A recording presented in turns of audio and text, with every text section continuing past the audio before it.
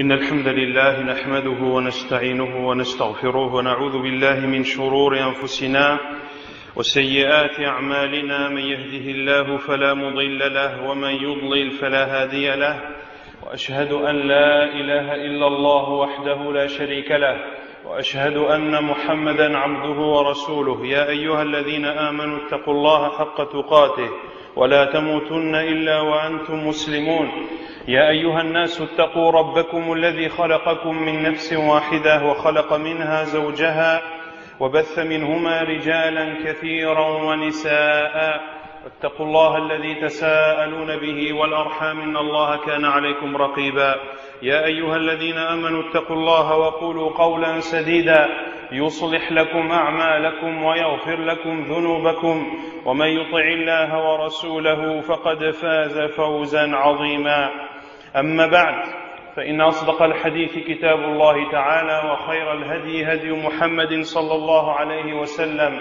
وشر الأمور محدثاتها وكل محدثة بدعة وكل بدعة ضلالة وكل ضلالة في النار أما بعد. Donc le sujet du cours d'aujourd'hui porte, comme cela vous a été indiqué, sur le juste milieu. L'islam, la religion du juste milieu. C'est un sujet où il y a énormément de choses à dire. Ainsi, je parlerai de façon plus générale en français plus qu'en arabe, afin d'essayer de traiter le sujet dans sa globalité ou au moins de citer les points les plus importants. Le juste milieu, la religion du juste milieu. Tout d'abord, avant d'expliquer cela, la religion du juste milieu, d'être entre les deux extrêmes, est une parole qui est vraie.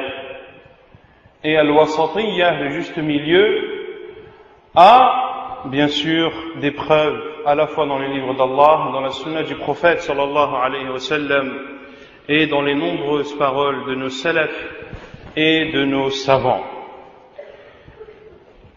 Mais en même temps, d'autres personnes utilisent le même slogan de l'islam du juste milieu, en voulant cette fois-ci, à travers cette parole qui en réalité est une parole vraie, mais c'est une parole vraie par laquelle il est voulu le faux, par laquelle il est voulu l'égarement par malheureusement beaucoup de personnes. Ils utilisent cette parole pour inculquer aux musulmans une certaine forme de laxisme et dire que le musulman ne doit pas être dans l'un des deux extrêmes sans regarder le jugement de la religion. Car si l'on ne juge pas les choses à travers le livre d'Allah et la sunna du prophète sallallahu alayhi wa sallam, comment définir l'extrême? L'extrême, que ce soit l'abus ou que ce soit le laxisme, c'est-à-dire le fait de se laisser aller, c'est l'islam qui définit cela à travers le livre d'Allah et la sunna du prophète sallallahu alayhi wa sallam. Ainsi, certains utilisent cette parole, dire l'islam est le juste milieu, en disant que l'islam ne rejette pas totalement l'innovation et l'islam également n'accepte pas totalement la sunna wal iyadu billah.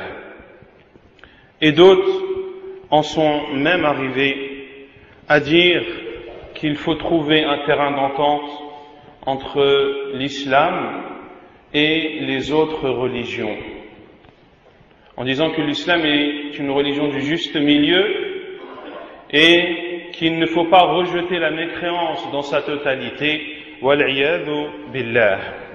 Ainsi, on voit beaucoup à notre époque des débats qui s'ouvrent interreligieux dans lesquels il est voulu un rassemblement entre l'islam, le christianisme et le judaïsme. Et ces personnes qui entrent dans ce domaine, ni ils donnent victoire à l'islam, ni ils rejettent la mécréance, wal-'iyadhu billah. Le terrain d'entente a été tracé et fixé par Allah subhanahu wa ta'ala.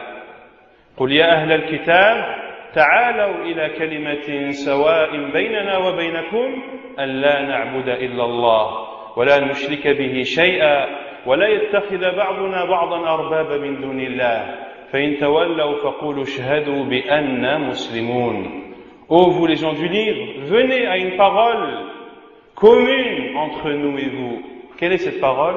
ألا نعبد إلا الله, de n'adorer qu'Allah subhanahu wa ta'ala seul sans ne rien lui associer, et de ne pas prendre de divinité en dehors d'Allah, et de ne pas nous prendre les uns les autres des divinités en dehors d'Allah.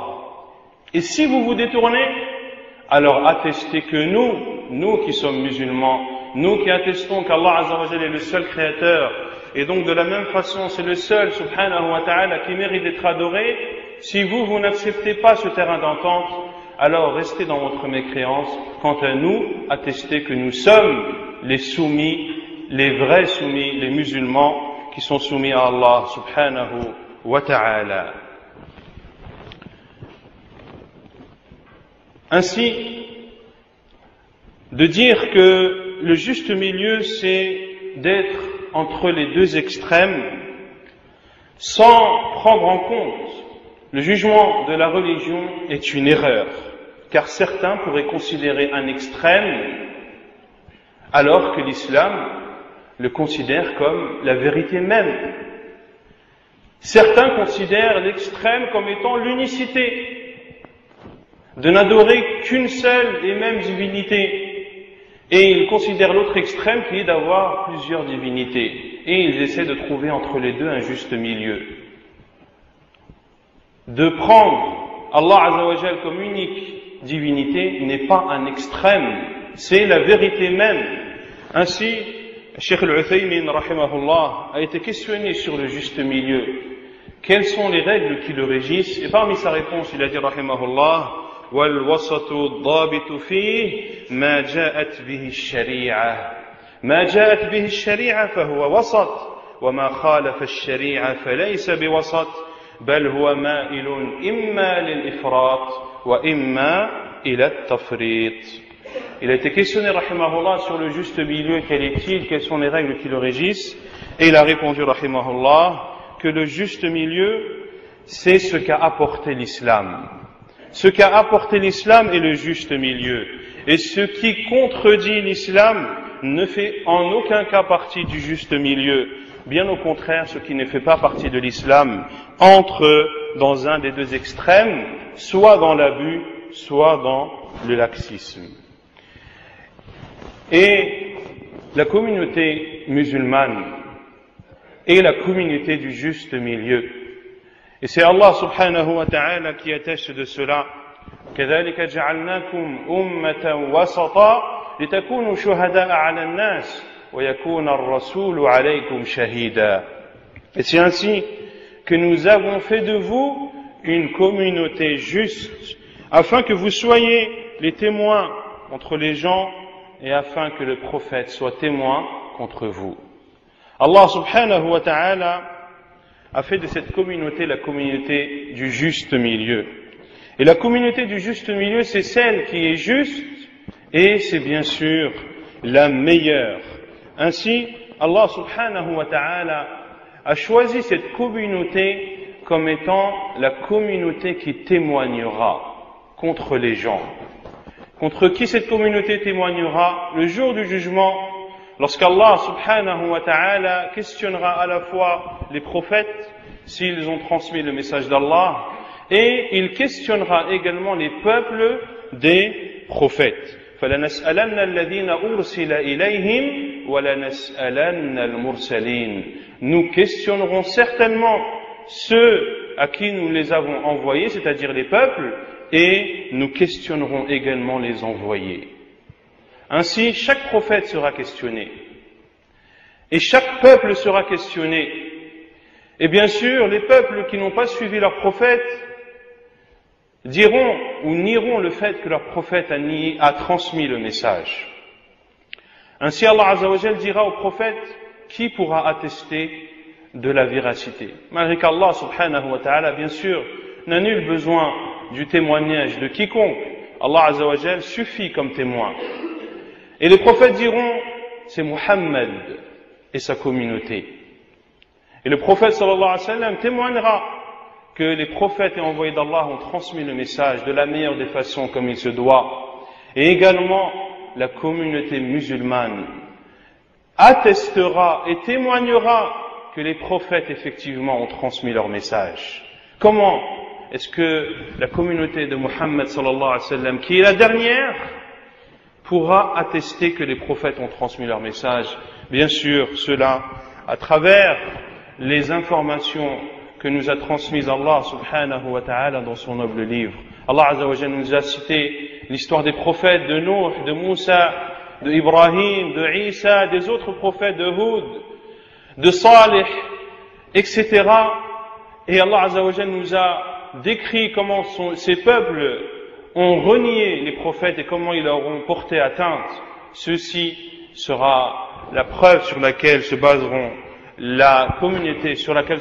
la communauté de Muhammad sallallahu alayhi wa sallam. Et le Coran, comme vous le savez tous, ce n'est autre que la parole d'Allah subhanahu wa ta'ala.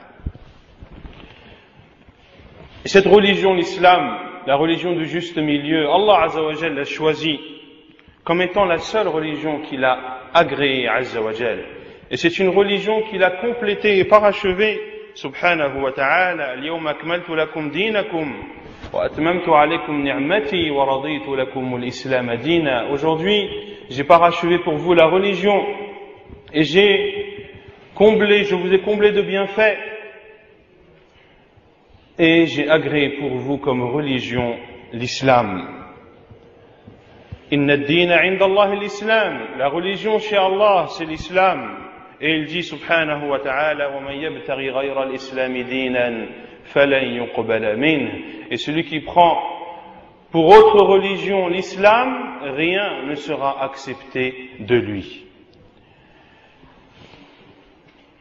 Et à notre époque, et bien avant, les chrétiens, par exemple, ont leur religion. Et il n'y a nul doute que la religion chrétienne est la religion de Isa alayhi salam. Et la religion de Isa alayhi salam, la religion que devaient suivre les fils d'Israël à l'époque de Isa alayhi salam.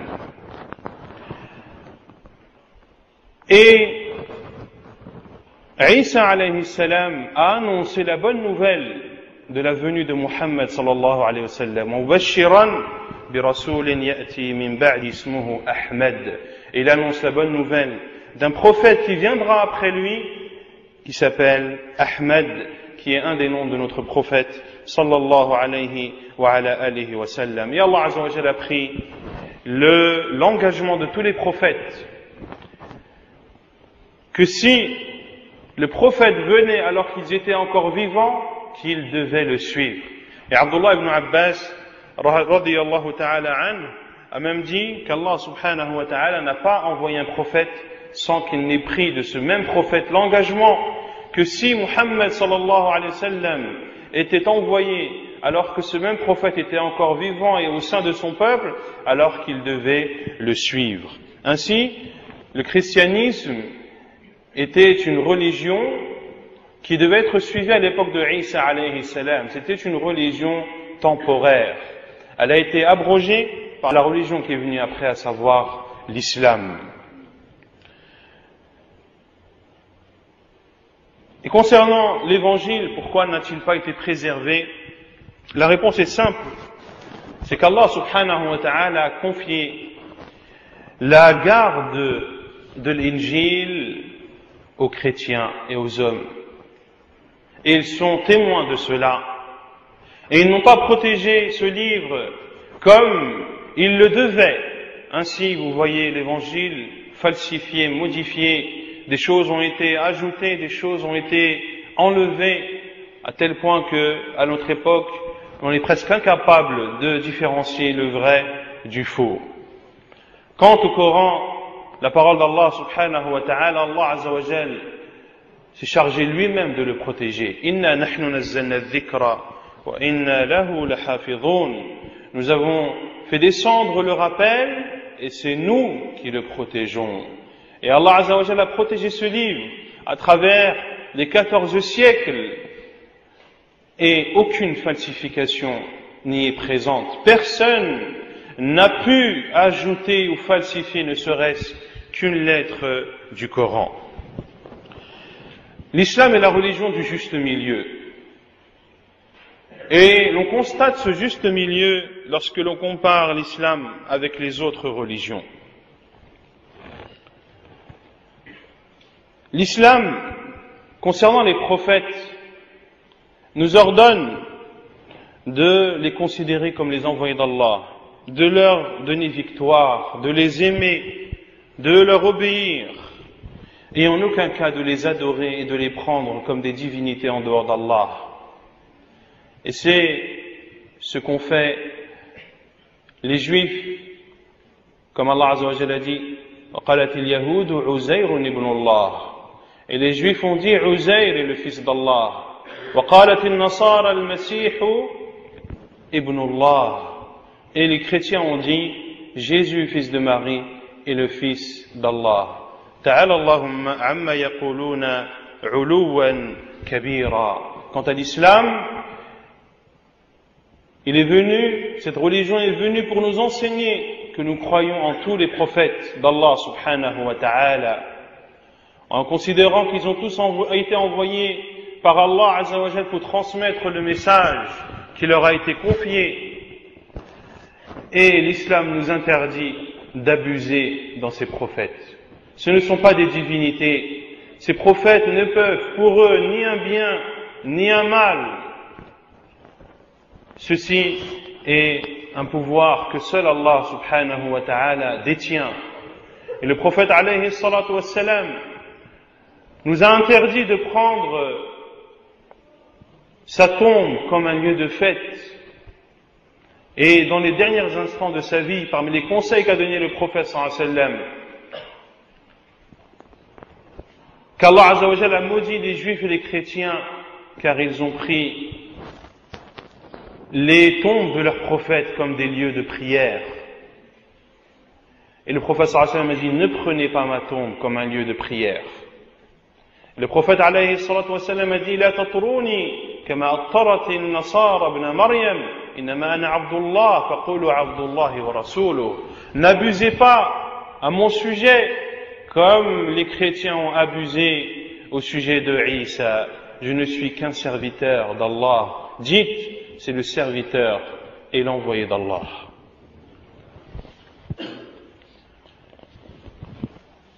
Également, l'islam nous ordonne de respecter nos savants, de leur donner la valeur et la place qui est la leur.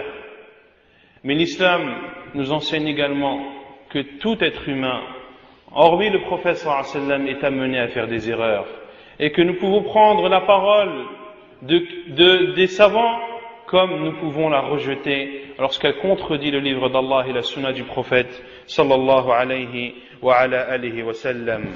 Et quant aux autres religions comme le christianisme, eh bien comme Allah azza wa jalla l'a dit, ittakhadhu ahbarahum wa ruhbanahum arbaba min dunillah. Ils ont pris leurs rabbins et leurs prêtres comme des divinités en dehors d'Allah. Et Adi ibn Hatim radiyallahu anhu a dit au prophète sallallahu alayhi wa sallam, ô envoyé d'Allah, ils les ont adorés. Et le prophète alayhi salatu wa sallam a dit, ma abaduhum, ils ne les ont pas adorés. Walakin ahallu lahum al-haram fa-ata'uhum wa harramu alayhim al-halal fa-ata'uhum. Ils ne les ont pas adorés, c'est-à-dire ces rabbins et ces prêtres, mais le prophète sallallahu alayhi wa sallam a dit, mais ces rabbins et ces prêtres leur ont autorisé des choses qu'Allah a interdites et leur ont interdit des choses qu'Allah a autorisées. Également, l'islam est la religion du juste milieu dans la croyance vis-à-vis des autres religions. Les Juifs décrivent Allah subhanahu wa ta'ala en lui donnant des qualificatifs de créature, des qualificatifs qui sont un défaut pour les êtres humains.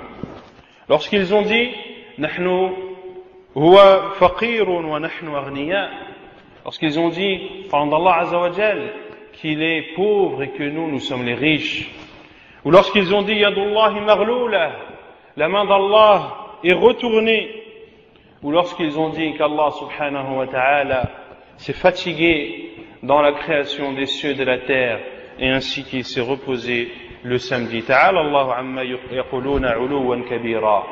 Et quant aux chrétiens, ils ont donné à Allah les caractéristiques des êtres humains, ou ils ont donné à des êtres humains des caractéristiques qui sont propres à Allah, comme le fait de créer, le fait de donner la pourvoyance, le fait de pardonner et de donner et d'accorder la miséricorde.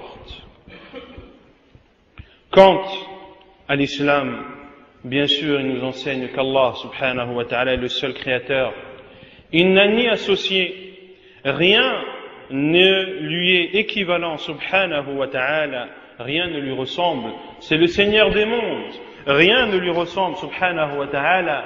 Il est le créateur de toutes choses et toutes choses en dehors de lui, et serviteur d'Allah azza wa jal, qu'il le veuille ou qu'il ne le veuille pas, qu'il le veuille ou qu'il ne le veuille pas. Allah azza wa jal a dit: In kullu man fis samawati wal ardi illa ati ar-rahmani 'abda laqad ahsahum wa 'addahum 'adda wa kulluhum atihi yawm al-qiyamati farda. Et le terme ibad se divise en deux. Il y a les serviteurs d'Allah, ceux qui se sont soumis à lui azza wa jal dans l'adoration, et il y a les serviteurs d'Allah dans le sens de ceux qui sont sous l'égide d'Allah subhanahu wa ta'ala, sous l'autorité d'Allah, qui sont ses esclaves dans le sens propre du terme. Pour cela qu'Allah azza wa jal a dit: et tout ce qu'il y a dans les cieux et dans la terre viendra vers le tout miséricordieux comme un serviteur. Allah les a dénombrés et comptés, et tous viendront tout seuls le jour du jugement. L'islam, le juste milieu concernant Isa alayhi salam.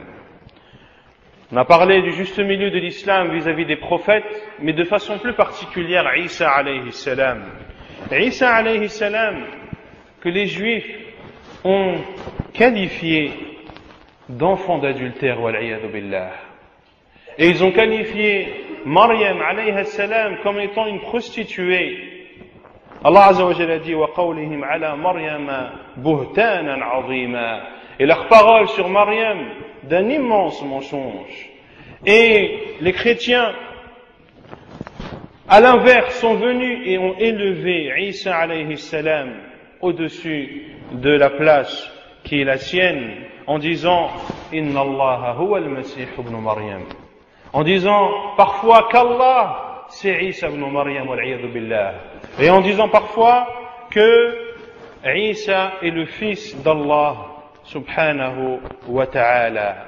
Quant à l'islam, Allah azza wa jalla dit dans Surat al-Ma'idah, lorsqu'il s'est adressé à Isa alayhi salam: أأنت قلت للناس اتخذوني وأمي إلهين من دون الله قال سبحانك ما يكون لي أن أقول ما ليس لي بعلم إن كنت قلته فقد علمته تعلم ما في نفسي ولا أعلم ما في نفسك.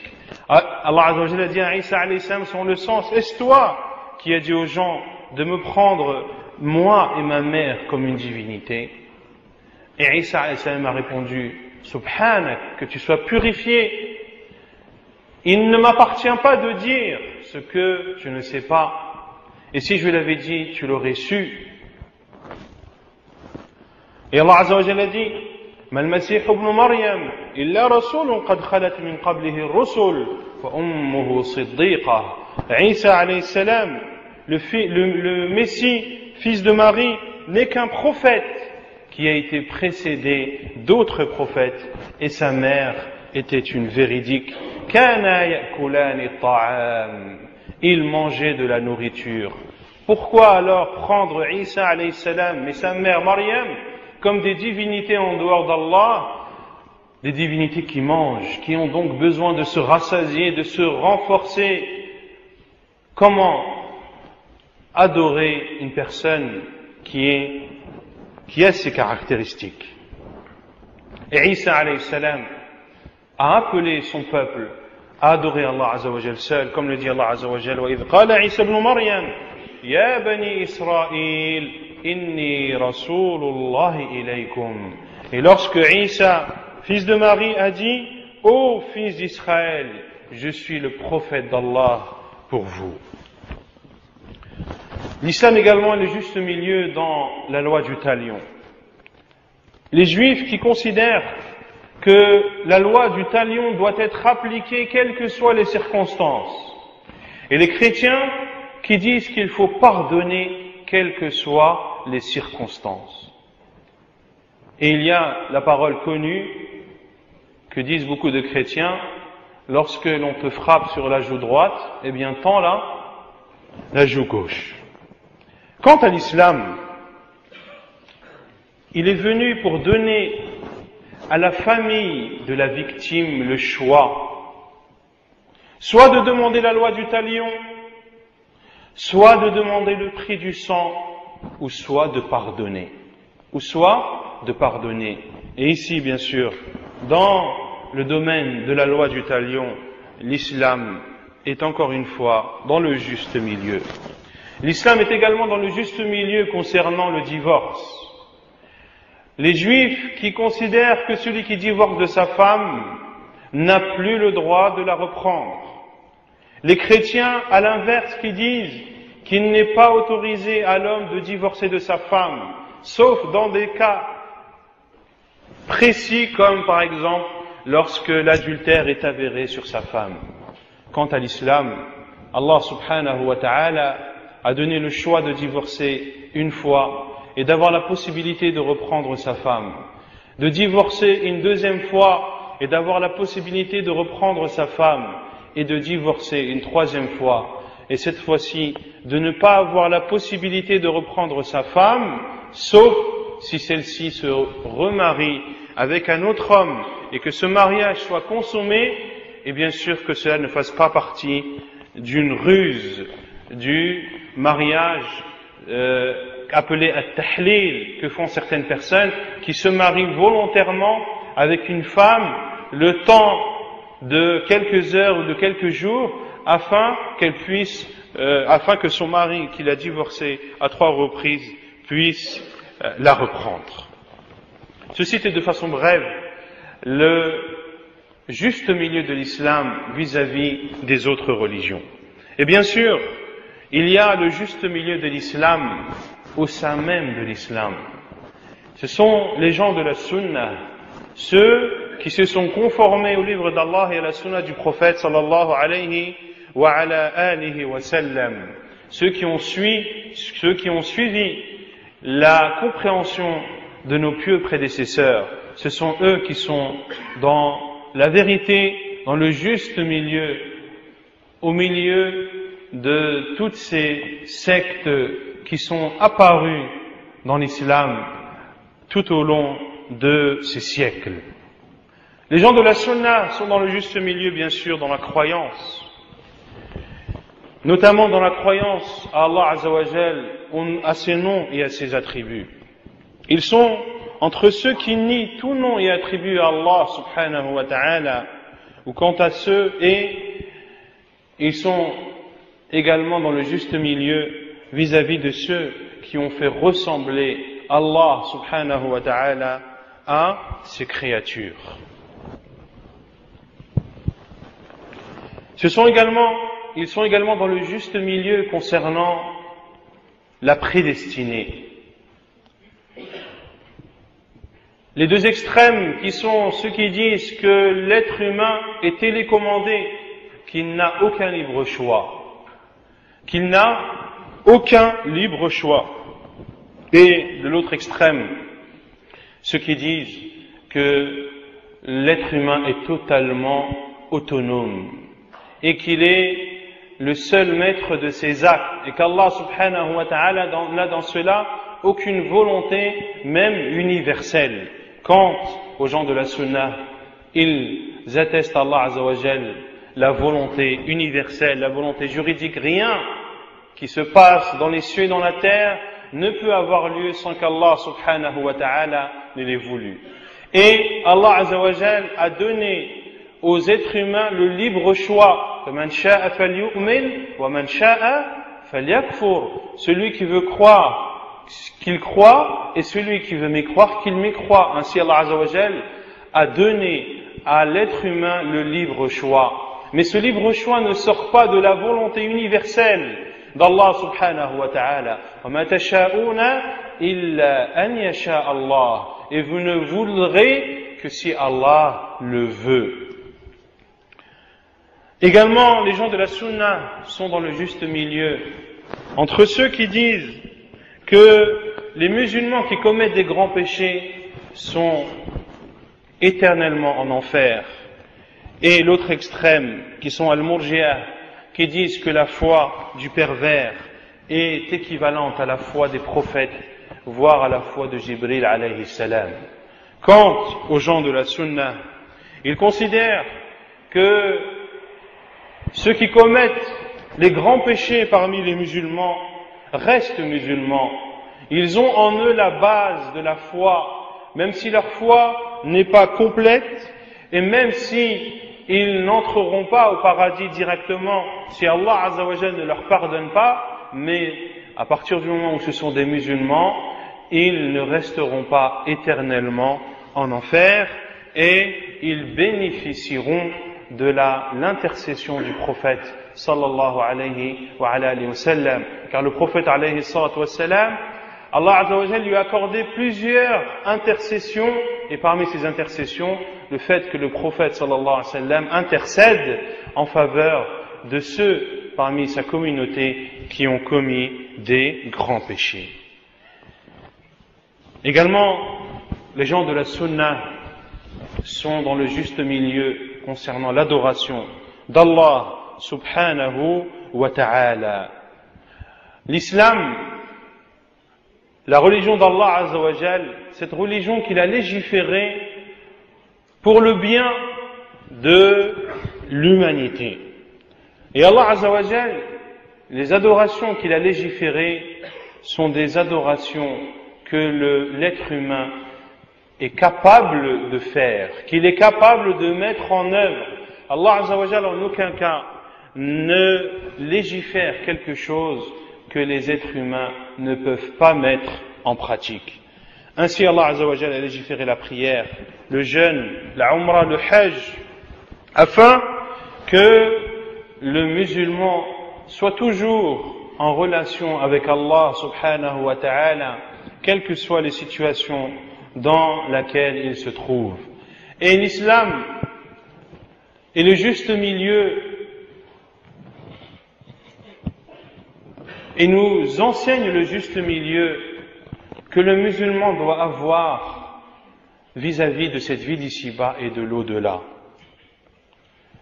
Le musulman ne doit pas négliger la vie d'ici-bas totalement, de même qu'il ne doit pas en faire sa première priorité, mais il doit donner à cette vie d'ici-bas le droit qui est le sien, et son but ultime, sa priorité numéro 1 est bien sûr l'au-delà, la vie éternelle. Et cela, où cet enseignement est présent à de nombreuses reprises dans le livre d'Allah et dans la sunna du prophète sallallahu alayhi wa sallam. وَابْتَغِ فِيمَا آتَاكَ اللَّهُ الدَّارَ الْآخِرَةَ وَلَا تَنْسَ نَصِيبَكَ مِنَ الدُّنْيَا وَأَحْسِنْ كَمَا أَحْسَنَ اللَّهُ إِلَيْكَ إِنَّ اللَّهَ لَا يُحِبُّ الْمُفْسِدِينَ. Et recherche dans ce qu'Allah t'a donné la demeure de l'au-delà, et n'oublie pas ta part dans cette vie d'ici-bas.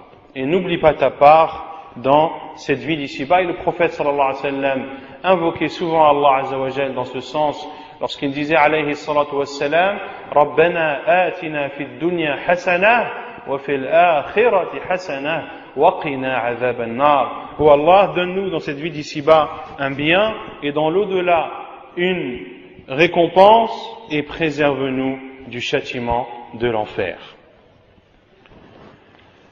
L'islam est le juste milieu également concernant l'argent. L'islam ne vient pas ôter les biens de la personne, de même qu'elle ne lui accorde pas entièrement, mais il y a dans les biens de chacun la part d'Allah subhanahu wa ta'ala. Et l'islam est venu pour faire en sorte que le riche puisse profiter de sa richesse, mais le riche vit dans une société où il y a aussi des pauvres.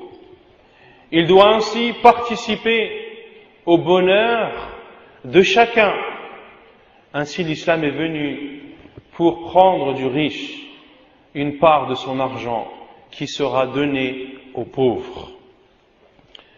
Et c'est, entre autres, l'un des enseignements qu'a dit le prophète sallallahu alayhi wa sallam à Mu'adh ibn Jabal, lorsqu'il l'a envoyé au Yémen, et informe-les qu'Allah leur a rendu obligatoire une aumône qui est prise de leurs riches et qui est reversée à leurs pauvres. L'islam est une religion du juste milieu dans l'adoration. Le musulman ne doit pas abuser dans l'adoration d'Allah subhanahu wa ta'ala, mais il doit trouver dans cette adoration le juste milieu. Et vous connaissez tous le hadith de ces personnes qui sont venues questionner les femmes du prophète sallallahu alayhi wa sallam sur l'adoration du prophète alayhi salatu wa sallam. Et lorsqu'ils ont été informés de cela, ils ont trouvé que l'adoration du prophète sallallahu alayhi wa sallam n'était pas conséquente, n'était pas importante.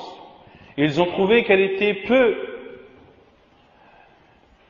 Et l'un d'eux a dit, quant à moi, je prierai sans dormir. Et l'autre a dit, quant à moi, je jeûnerai sans rompre. Et quant à l'autre, il a dit, quant à moi, je ne me marie pas avec les femmes. Et lorsque le prophète sallallahu alayhi wa sallam, cette parole ou ces paroles lui sont parvenues sur le champ, sallallahu alayhi wa sallam, il est monté sur le minbar et a exhorté ses compagnons radiyallahu anhum. Il a constaté un abus et le prophète sallallahu alayhi wa sallam sur le champ l'a corrigé en disant, il m'a été parvenu que des personnes disent telle et telle et telle chose. Quant à moi, je prie et je dors. Quant à moi, je jeûne et je romps. Quant à moi, je me marie avec les femmes. Et celui qui se détourne de ma sunna ne fait pas partie de moi. Et le musulman doit être minutieux dans son adoration et ne doit pas abuser dans l'adoration, quelle que soit celle-ci.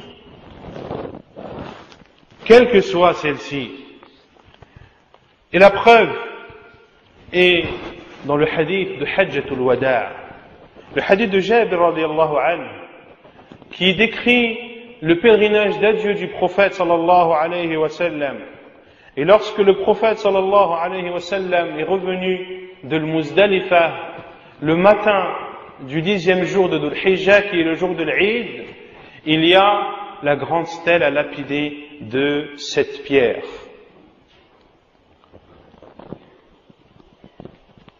Et les pierres ont été prises pour le prophète sallallahu alayhi wa sallam, et le prophète sallallahu alayhi wa sallam a jeté la première, et lorsqu'il a jeté la première, il a dit bimithli hadhihi farmu iyyakum wal ghulu fa innama ahlaka man kana qablakum al ghulu. Jetez une pierre semblable à celle-ci et prenez garde à l'abus, car ceux qui vous ont précédés ont péri à cause de leur abus. Même dans la taille de la pierre que l'on jette pour lapider les stèles, pour celui qui accomplit le pèlerinage, eh bien le musulman ne doit pas abuser dans cette pierre qu'il choisit. Elle doit être de la même taille que nous a enseigné le prophète sallallahu alayhi wa sallam. Ainsi, le Coran nous éduque au juste milieu Et la sunna du prophète sallallahu alayhi wa sallam nous éduque à emprunter la voie du juste milieu, et ainsi étaient nos pieux prédécesseurs. Le juste milieu dans la croyance, le juste milieu dans les adorations, le juste milieu dans les jugements, le juste milieu dans les transactions. Et l'islam est une religion qui est applicable en tout lieu et à toute époque. Et celui qui met en pratique la religion d'Allah subhanahu wa ta'ala sera toujours dans le juste milieu, quelle que soit l'époque dans laquelle il vit et quelle que soit la terre dans laquelle il vit. Et ce sera entre autres le sujet qui sera traité avec Cheikh al-Shatri hafidahullah ce soir entre al-Maghrib et l'Isha. ونكتفي بهذا القدر وسبحانك اللهم وبحمدك أشهد أن لا إله إلا أنت أستغفرك وأتوب إليك.